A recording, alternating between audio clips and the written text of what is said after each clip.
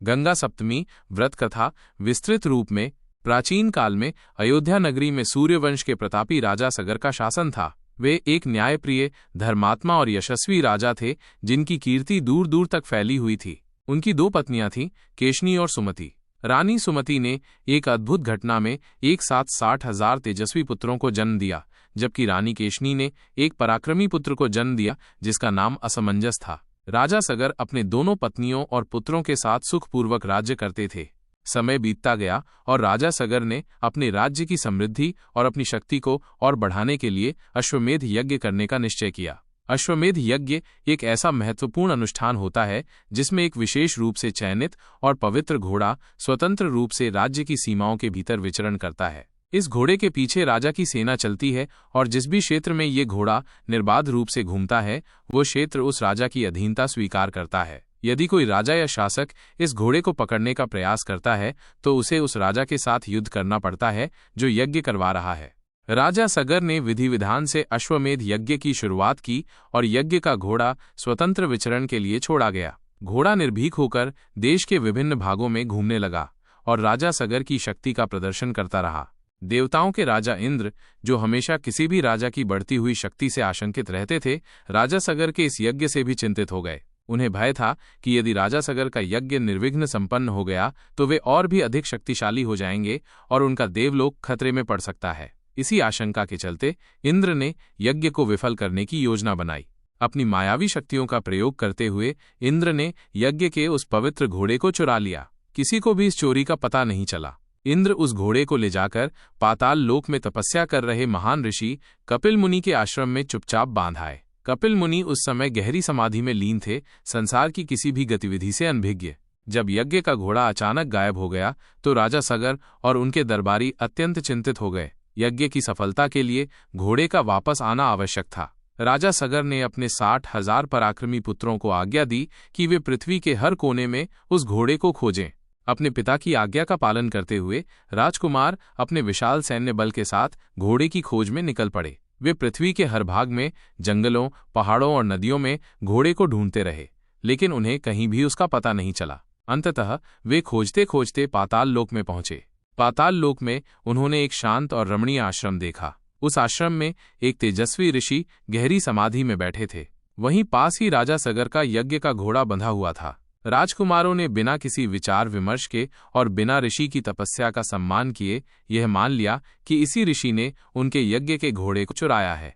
अपने अज्ञान और अहंकार में चूर होकर राजा सगर के पुत्रों ने समाधि में लीन कपिल मुनि पर चोरी का आरोप लगाया और उन्हें कठोर शब्दों से अपमानित किया। उन्होंने मुनि की शांति भंग की और उन्हें क्रोधित करने का दुस्साहस किया।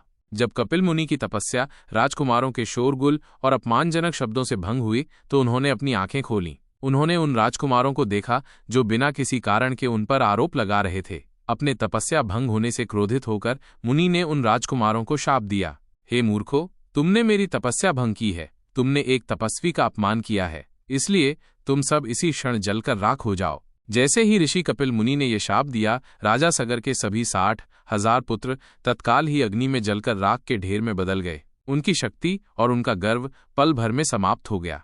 जब राजा सगर को इस भयानक दुर्घटना की सूचना मिली तो वे शोक और दुख से व्याकुल हो उठे। अपने इतने सारे पुत्रों की मृत्यु के समाचार ने उन्हें तोड़ दिया था। अब यज्ञ को पूरा करने और अपने पुत्रों की आत्माओं को शांति दिलाने का भार उन पर आ गया था। राजा सगर ने अपने पौत्र अंशुमान को बुलाया। अंशुमान एक बुद्धिमान और विनम्र राजकुमार था। राजा ने उसे कपिल मुनि के आश्रम में जाने और स्थिति का पता लगाने का आदेश दिया। अंशुमान अपने दादा की आज्ञा का पालन करते हुए कपिल मुनि के आश्रम में पहुंचे। वहां उन्होंने ऋषि को प्रणाम किया और उनसे विनम्रतापूर्वक अपने चाचाओं के बारे में पूछा।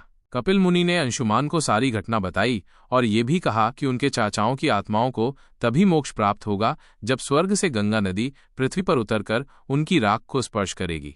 अंशुमान यह सुनकर अत्यंत दुखी हुए, लेकिन उन्होंने हार नहीं मानी। उन्होंने गंगा को पृथ्वी पर लाने के लिए कठोर तपस्या शुरू की। उन्होंने कई वर्षों तक तपस्या की, लेकिन वे गंगा को पृथ्वी पर लाने में सफल नहीं हो सके।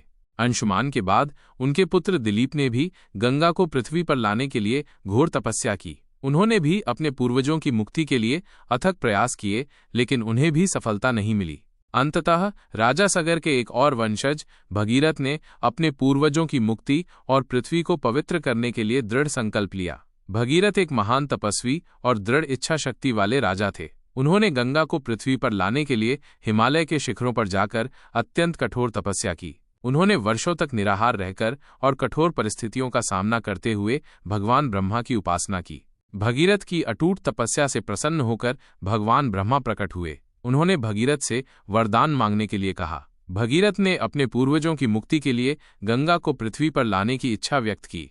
भगवान ब्रह्मा ने कहा, हे भगीरथ, मैं तुम्हारी तपस्या से अत्यंत प्रसन्न हूँ और तुम्हारी इच्छा अवश्य पूरी करूंगा। मैं गंगा को पृथ्वी पर भेजूंगा, लेकिन तुम्हें ये समझना होगा कि गंगा का वेग इतना अधिक होगा कि पृथ्वी उसे सहन नहीं कर पाएगी। यदि गंगा सीधे स्वर्ग से पृथ्वी पर गिरेंगी तो वे पृथ्वी को बहा ले जाएंगी। इसलिए तुम्हें पहले भगवान शिव को प्रसन्न करना होगा। केवल वे ही अपनी जटाओं में गंगा के प्रचंड वेग को धारण कर सकते हैं।